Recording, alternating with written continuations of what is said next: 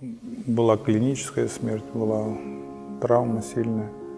Я не понимал, но Бог действовал в моей жизни, и я Ему был нужен.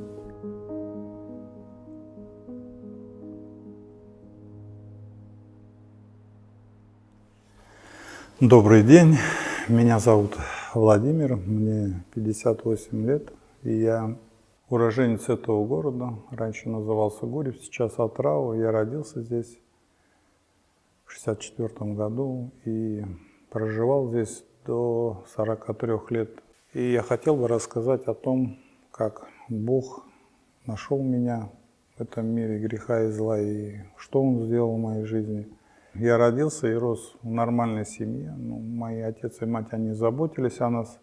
У меня было еще 2 брата старше меня. И как бы у меня был брать с кого пример в жизни. И мои братья, они не были там наркоманами или не сидели в тюрьмах. А моя жизнь, она пошла как бы иначе. Я очень рано столкнулся с таким злом, как наркотик. Поначалу я это воспринимал как, скажем, увлечение, что ли, такое, просто какое-то баловство.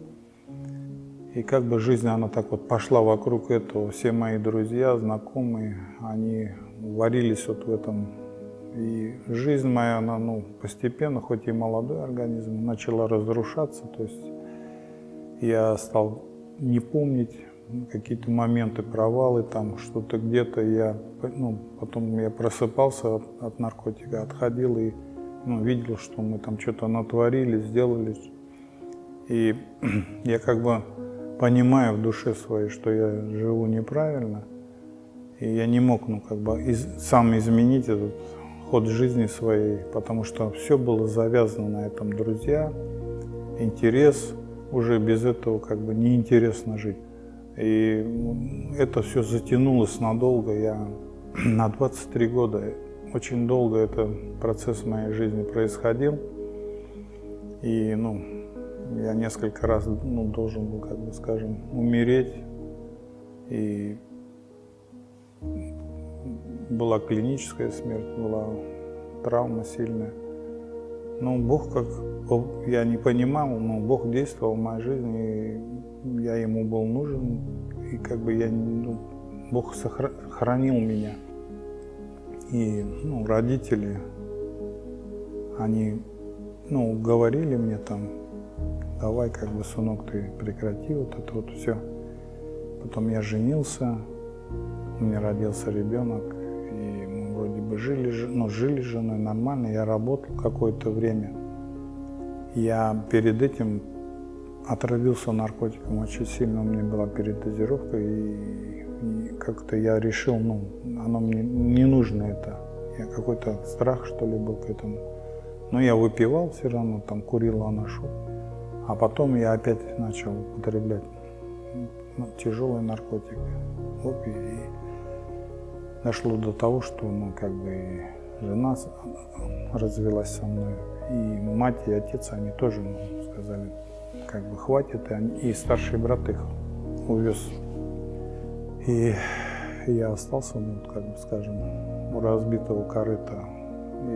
И год и 8 месяцев, по-моему, я скитался там где-то по притонам, по квартирам, там, по знакомым, по некоторых я вообще не знал, там какие-то, в основном деградированные личности такие уже, которые и, может, имен своих не помнят.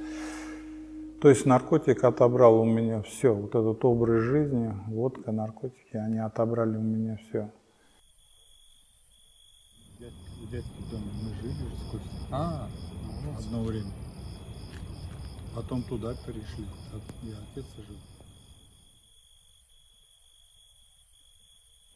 Весной 99-го года я встретился со своим другом. Он уверовал в местах лишения свободы и освободился. И как мы с ним встретились, он стал мне рассказывать о Христе. Я тогда не воспринимал это всерьез, может, и думал, там им делать нечего в лагере. Время много свободного, и так наслушались чего-то. А потом я видел его, встречался с ним. Я видел, как поменялась кардинально его жизнь, и Я стал задумываться, думаю, ну как так, не может так быть, человек раз и поменялся. Обычно, тюрьма, конечно, она тоже людей меняет, но в основном в худшую сторону, а тут как бы человек совсем другой стал.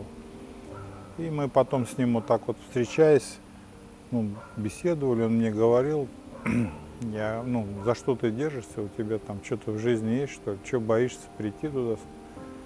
Я говорю, ладно, я приду, обещал, как бы обманывал его. Потом в ноябре пришел сюда вечером, я был в состоянии опьянения.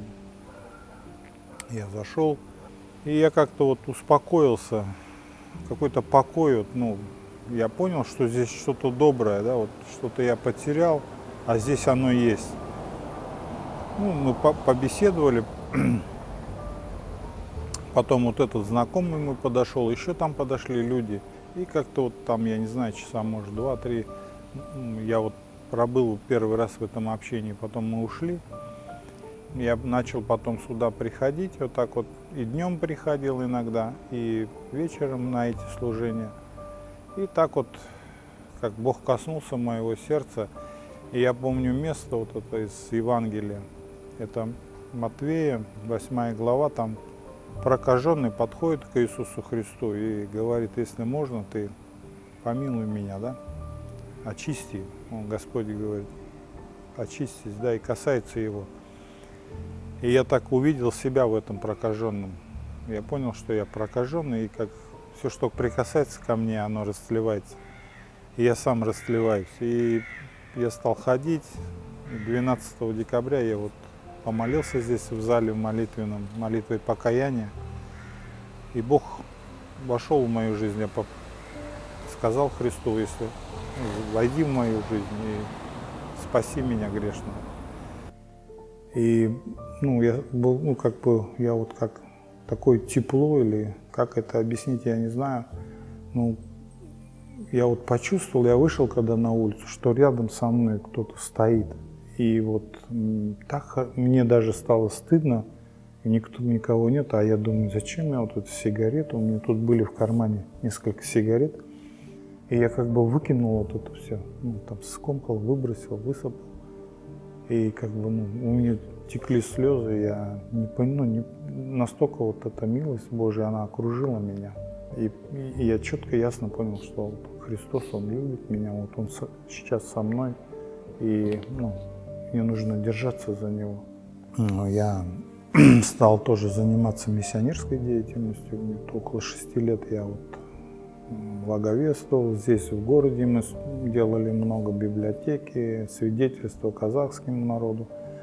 И просили, чтобы обращались казахи. И на сегодняшний день здесь церковь наполнена, слава Богу, есть место, где можно поклониться. И время оно не закончилось, когда Бог спасает грешников. И я не хочу сегодня сказать, что Бог не спасает других людей. Нет, Он любит всех, и для этого Он пошел на крест и умер за наши грехи. На сегодняшний день Он воскрес. Никто не воскрес в наше оправдание. Один Иисус Христос, Иса Масих. И на сегодняшний день Он также зовет каждого из нас. На примере 23 года дьявол похитил у меня жизнь. Я бы мог за это сделать что-то доброе. Я задавал иногда Иисусу в начале своего обращения, я говорил, зачем я тебе нужен такой? Там есть же люди какие-то с образованием, или они более полезны будут для тебя. Но Бог мне говорил, я люблю тебя. Такого, какой ты есть.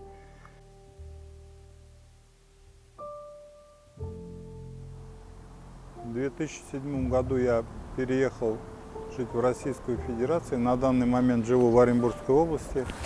У меня семья, 2 детей. Живу полноценной жизнью. И в моей жизни только я не говорю, что совсем нет каких-то проблем. Они есть, но я их решаю тоже с Господом. Жизнь с Богом, она более плодотворная. И ты всегда знаешь, что у тебя есть тот, к которому ты можешь обратиться с любой нуждой, с любой просьбой. И Он выслушает тебя, и Он поможет тебе. Бог, Он любящий Отец наш, и Он хочет помочь нам, как детям, Своим детям мы с радостью готовы сделать приятное. Также и Господь, Он хочет, чтобы мы радовались, и в этом прославлялся Его имя святое. И я очень благодарен, что Бог коснулся моего сердца, нашел меня вот на таком пути. И по сегодняшний день я в Его руке, я Его дитя. И слава Богу Ему за все.